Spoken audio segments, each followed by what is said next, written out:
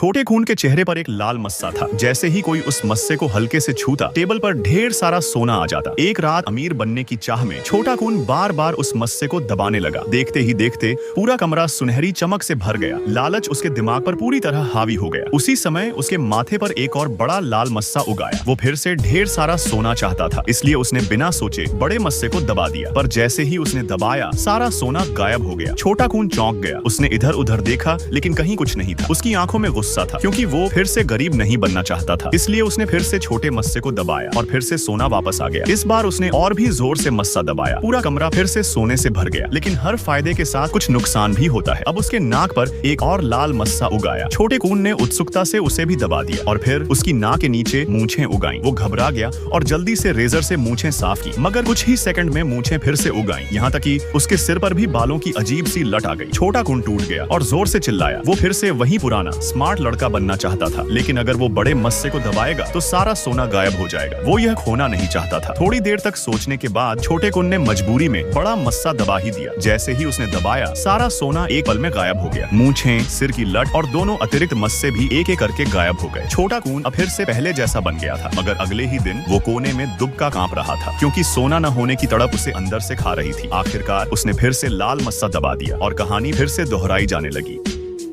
ऐसे ही और वीडियो देखने के लिए हमारे चैनल को सब्सक्राइब करना न भूलें। धन्यवाद।